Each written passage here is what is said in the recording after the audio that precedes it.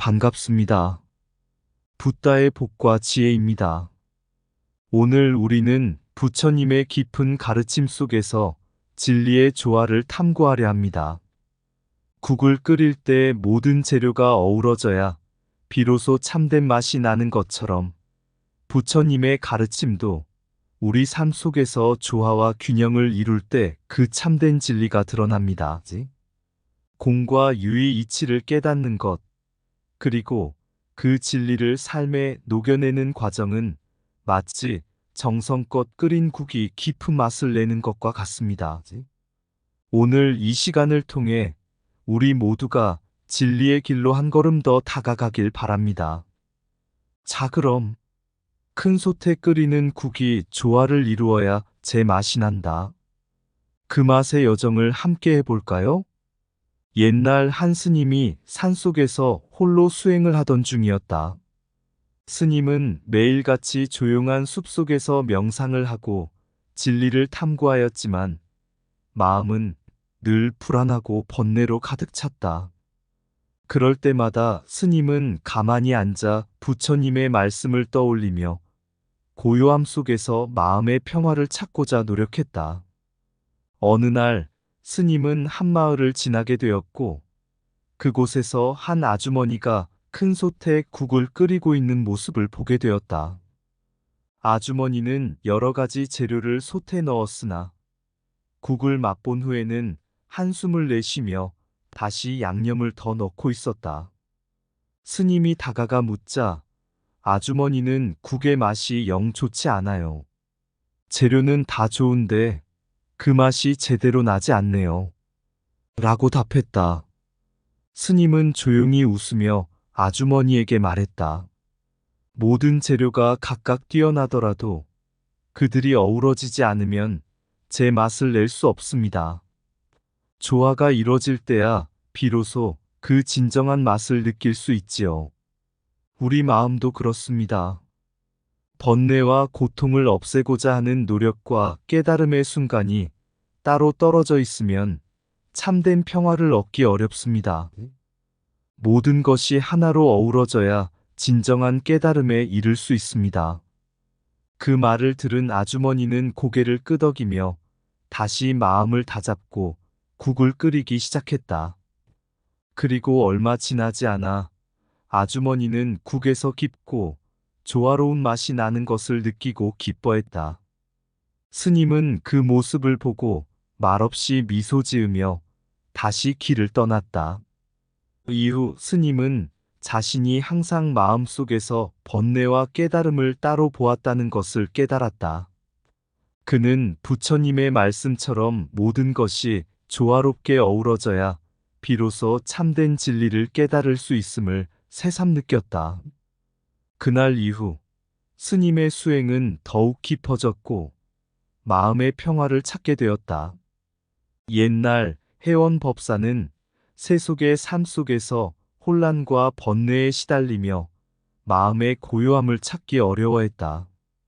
그는 젊은 시절부터 많은 지식을 쌓고 사람들로부터 존경받았지만 그 모든 것이 그의 내면의 갈등을 해소해 주지는 못했다. 어느 날 해원 법사는 결심했다. 내가 세속의 번뇌를 떠나 진정한 지혜의 길로 나아가지 않는 한 이 마음의 평화는 얻을 수 없을 것이다. 그래서 그는 상투를 자르고 머리를 깎아 스스로의 옛 정체성을 버렸다. 그는 외적인 모습뿐 아니라 마음속에서도 모든 집착을 내려놓고자 했다.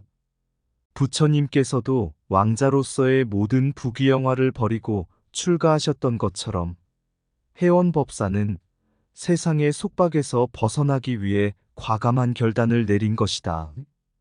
해원법사는 설산으로 향했다. 그곳은 세속의 소음과 욕망에서 멀리 떨어진 깊은 고요함이 머무는 곳이었다. 그는 설산의 차가운 바람을 맞으며 자연과 함께 조용히 마음을 정돈하기 시작했다. 고요 속에서 그는 부처님의 가르침을 되새겼다. 모든 것은 무상하며 고통은 집착에서 비롯된다. 집착을 끊고 마음을 맑게 하면 참된 지혜와 평화가 찾아오리라. 설산에서의 고독한 시간 동안 혜원법사는 계속해서 자신을 돌아보고 부처님의 말씀을 통해 마음속 깊이 진리를 찾아갔다. 마치 부처님께서 보리수 나무 아래에서 깊은 사색과 명상을 통해 깨달음을 얻으셨듯 혜원법사 또한 설산의 고요 속에서 자신의 번뇌와 집착을 내려놓기 위해 깊은 사색에 잠겼다. 그는 부처님의 말씀을 따라 마음속의 미망과 고통을 서서히 비워내고 고요하고 지혜로운 상태에 도달했다. 혜원법사는 자신의 외적 변화뿐 아니라 내면의 깊은 변화를 경험하면서 진정한 출가의 의미를 깨달았다. 출가는 단순히 세속을 떠나는 것이 아니라 마음속에서 모든 집착을 놓아버리고 깨달음에 이르는 과정임을 깨달았다. 이 깨달음은 그가 설산에서의 시간을 통해 얻게 된 가장 큰 성과였다. 마음을 비우는 것이 곧 진리를 채우는 길이다. 모든 집착을 내려놓으면 고요한 지혜가 찾아온다. 진정한 출가는 세상을 떠나는 것이 아니라 마음속 번뇌를 떠나는 것이다. 고요 속에서만 우리는 진리의 속삭임을 들을 수 있다. 세상의 소음을 멀리할수록 내면의 목소리는 더 선명해진다. 번뇌는 잡히지 않는 구름과 같다. 놓아버릴 때 하늘은 맑아진다. 참된 평화는 외적인 환경이 아니라 내면의 고요함에서 온다. 지혜는 고독 속에서 피어나는 꽃과 같다. 세속의 분주함을 떠날 때 그 향기를 맡을 수 있다. 고통은 집착에서 오고 자유는 내려놓음에서 시작된다. 부처님께서 왕자를 버린 것처럼 우리는 우리의 욕망을 버릴 때 진리를 발견한다. 내면의 고요함은 진리를 위한 가장 좋은 토양이다. 출가는 길을 떠나는 것이 아니라 스스로의 마음을 정화하는 여정이다. 세속의 굴레를 벗어날수록 진리의 빛은 더욱 선명해진다. 삶의 근본은 텅 비어 있다. 이 비어 있음을 받아들일 때 우리는 진정한 지혜에 도달한다. 외적 변화는 마음의 평화로 이어지지 않는다. 마음의 변화를 통해서만 진리를 깨달을 수 있다. 옛날 한 젊은 구도자가 있었다. 그는 부처님의 가르침에 깊이 감동하여 진리를 추구하고자 했지만 항상 두 가지 상반된 개념 사이에서 갈등을 겪었다. 그는 공이 모든 것이 본래 비어있음을 뜻하는 것을 알았지만 동시에 유가 존재를 의미한다는 사실도 이해했다. 하지만 이 두 가지 개념을 조화롭게 받아들이는 것이 매우 어려웠다. 그래서 그는 물론을 공부하기로 결심했다. 물론이란 스스로 묻고 스스로 답하는 것을 통해 진리를 탐구하는 철학적 방법이었다. 구도자는 산속 깊은 곳으로 들어가 매일같이 자신에게 질문을 던지기 시작했다.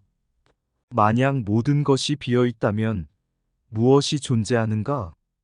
그리고 만약 무언가가 존재한다면 어떻게 그것이 비어 있을 수 있는가? 그는 매일같이 묻고 답했지만 명확한 답을 얻지 못했다. 그러던 어느 날 그는 마을로 내려가 한 노인을 만났다. 노인은 아주 큰 솥에 국을 끓이고 있었다.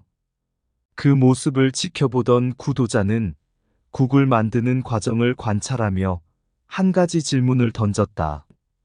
노인장, 왜 이렇게 여러 가지 재료를 넣어 국을 끓이십니까? 노인은 미소를 지으며 답했다. 이 재료들이 각자 혼자서는 그 맛을 내지 못하지만 함께 끓일 때 서로 어우러져 깊고 풍부한 맛을 낼 수 있기 때문이요. 각각의 재료는 본래의 맛을 가지고 있지만 그것이 서로 조화를 이룰 때 그 진정한 맛이 드러나는 법이요. 그 말을 들은 구도자는 깨달음을 얻었다. 공과 유의 대립적인 개념도 마치 국을 끓이는 과정과 같다는 것을 깨달았다. 공은 모든 것이 본래 비어 있음을 의미하지만 그 속에서도 무언가가 존재할 수 있다. 유는 존재를 나타내지만 그것 또한 공을 떠나서 존재할 수 없다. 마치 국이 재료 각각의 맛을 조화롭게 어우를 때 완성되듯 공과 유도 서로의 존재를 통해 조화를 이루어야 진정한 진리가 드러나는 것이다. 구도자는 노인의 말 속에서 물론의 답을 찾았다. 그가 던졌던 질문들은 대립되는 두 개념을 통합하여 조화롭게 받아들이는 법을 깨우쳐 주었다. 이제 그는 더 이상 공과 유 사이에서 갈등하지 않았다. 모든 것이 서로 연관되어 있으며 공도 유도 결국 같은 진리의 두 면임을 깨달았다. 부처님께서도 중도의 가르침을 통해 극단적인 생각을 버리고 조화로운 길을 가르치셨듯 구도자는 극단적인 사고에서 벗어나 모든 것이 서로 연결되어 있음을 깨달았다. 그는 이제 자신의 내면에서 묻고 답하는 과정이 더 이상 고통스럽지 않았다. 진리란 서로 반대되는 개념들이 상호 의존하고 조화를 이루는 상태임을 알게 되었기 때문이다. 진리는 공과 유의 경계를 넘어 둘이 아닌 하나로 흐른다. 조화 속에서만 공과 유의 참된 맛이 드러난다. 모든 존재는 비어 있으며 그 비어 있음 속에서 모든 것이 존재한다. 상반되는 것들이 함께 어우러질 때 진리가 드러난다. 공은 유를 떠날 수 없고 유는 공 없이는 존재할 수 없다. 조화는 갈등 속에서 피어나는 것이 아니라 상호 의존 속에서 완성된다. 진리는 서로 대립하는 개념이 아닌 조화를 이루는 중도의 길에 있다. 공은 텅 빈 것이 아니라 그 안에 모든 가능성을 품고 있다. 유는 존재하되 그 근원은 공에 있다. 진정한 깨달음은 극단이 아닌 그 사이의 균형과 조화에서 찾아온다. 모든 갈등은 조화 속에서 소멸하고 지혜는 그 자리에서 꽃핀다. 공과 유는 서로 다른 이름일 뿐 결국 하나의 진리를 가리킨다. 자신 안의 질문과 답을 조화롭게 통합할 때 우리는 진리에 가까워진다. 공과 유는 두 개의 얼굴이지만 그 심연은 같은 하나의 바다이다. 상반되는 개념이 서로를 완성할 때 비로소 참된 깨달음이 이루어진다. 옛날 한 유명한 스님이 있었다. 그는 학문적으로 탁월했고 많은 사람들에게 존경받았다. 그러나 그는 항상 진리를 완벽하게 깨닫지 못했다고 느꼈다. 그는 깊이 있는 철학적 개념을 다루며 논리를 잘 구성했지만 그 속에서 여전히 어떤 공허함을 느꼈다. 그래서 그는 진정한 깨달음을 얻기 위해 조화와 통합의 길을 모색하기 시작했다. 어느 날 그는 한 농부의 집에 묵게 되었다. 그날 저녁 농부는 큰 솥에 다양한 재료를 넣어 국을 끓이고 있었다. 스님은 그 국에서 깊고 풍부한 맛을 느꼈다. 하지만 궁금증이 들었다. 스님은 농부에게 물었다. 어떻게 이 국의 맛이 이렇게 깊고 조화로운가요? 농부는 미소를 지으며 답했다. 이 국은 많은 재료들이 함께 어우러져 만들어집니다. 각 재료가 스스로의 역할을 하지만 서로가 조화를 이루어야 그 맛이 완성됩니다. 너무 짜면 안 되고 너무 싱거워도 안 됩니다. 재료의 적절한 양과 조화를 찾아야 깊은 맛이 나는 법이지요. 스님은 농부의 말을 듣고 깨달음을 얻었다. 진리도 이와 같구나. 스님은 생각했다. 논리와 이론만으로는 진리를 온전히 깨달을 수 없다. 마치 국을 끓이는 과정처럼 모든 요소들이 조화를 이루어야 깊이 있는 깨달음이 찾아오는 것이다. 스님은 그 이후로 철학적 논리를 다루는 데 있어 더 이상 하나의 관점에만 매달리지 않았다. 그는 다양한 견해와 관점을 조화롭게 통합하려 노력했다. 논리적으로 완벽한 것이라 해도 그것이 내면의 깊은 통찰과 조화를 이루지 않는다면 참된 진리가 아닐 수 있다는 것을 깨달았다. 부처님께서도 항상 중도의 가르침을 전하셨듯이 스님은 모든 것이 균형과 조화 속에서 완성된다는 것을 깨달았다. 부처님의 가르침은 단순한 논리적 분석이 아니라 마음과 지혜의 조화 속에서 진리로 이어지는 길임을 알게 되었다. 이후 스님은 제자들에게도 국을 끓이는 비유를 자주 들려주며 진리 탐구의 길에 있어 논리와 이론만으로는 완전하지 않음을 강조했다. 그는 제자들에게 국의 맛을 조화롭게 내는 것처럼 진리도 조화와 통합의 과정에서 비로소 완성된다라고 가르쳤다. 진리는 논리 속에만 있지 않고 조화로운 마음 속에서 꽃핀다. 깊은 이해는 이론의 완성에서가 아니라 마음의 평온에서 온다. 지혜는 각각의 조각들이 조화롭게 어우러질 때 완성된다. 참된 깨달음은 논리와 통찰의 균형에서 솟아난다. 마음과 이성이 하나로 어우러질 때 진리는 그 모습을 드러낸다. 진리는 잘 조리된 국처럼 조화와 통합 속에서 그 참맛을 낸다. 공부는 이론을 쌓는 것이 아니라 그 이론을 마음으로 통합하는 과정이다. 논리가 아무리 완벽해도 마음과 어우러지지 않으면 깨달음에 이르지 못한다. 진리는 논리와 마음이 함께 흐르는 강 속에서 발견된다. 공과 유처럼 서로 다른 것이 어우러져야 진리가 밝아진다. 마음의 평온은 논리를 초월하며 그곳에서 참된 지혜가 태어난다. 각각의 진리의 조각들은 조화 속에서 전체의 모습을 이룬다. 깊은 사색은 논리와 직관이 하나로 융합될 때 빛난다. 조화로운 이해는 모든 대립을 넘어서는 진리의 길이다. 진리는 겉으로 드러나는 것이 아니라 내면의 조화 속에서 완성된다. 옛날 한 유명한 스님이 있었습니다. 그는 오랫동안 많은 학문을 연구하고 깊이 있는 철학적 논리를 쌓아왔지만 자신이 진정한 깨달음에 이르렀다고는 느끼지 못했습니다. 그래서 그는 자신의 깨달음을 얻기 위해 더 깊은 통찰을 구하기로 결심했습니다.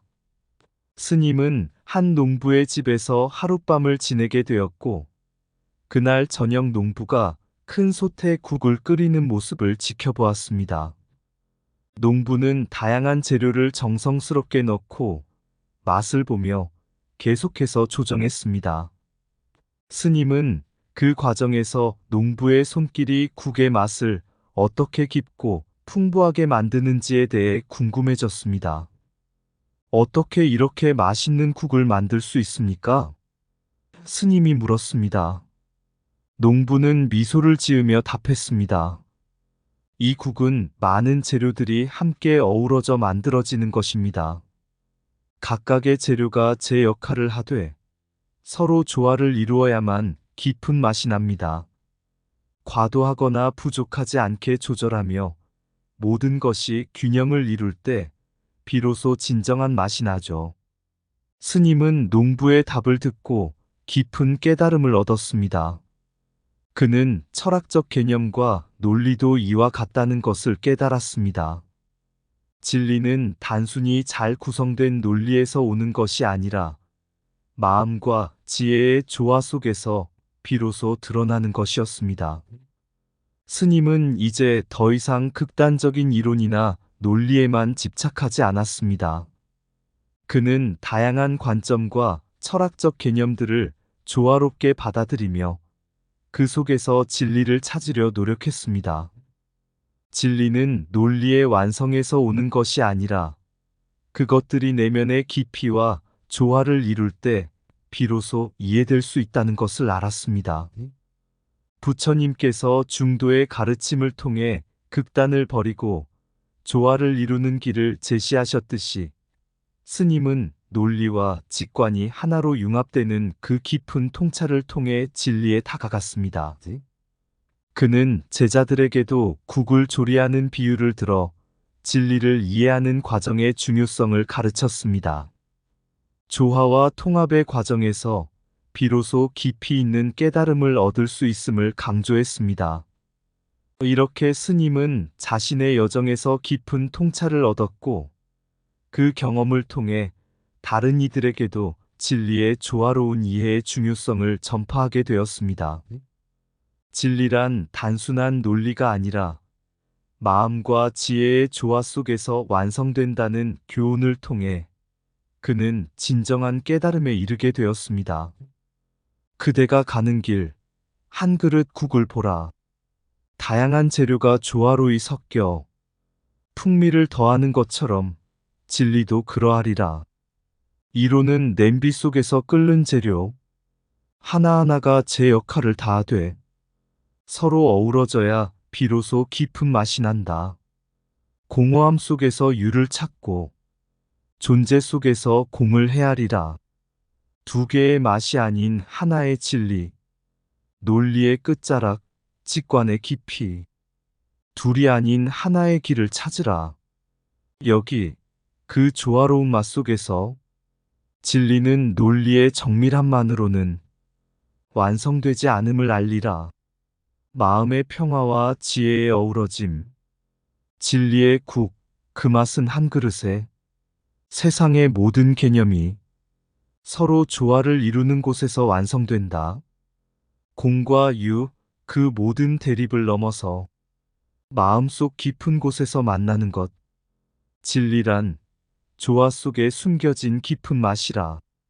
그대의 여정, 조화로우며 깊어라.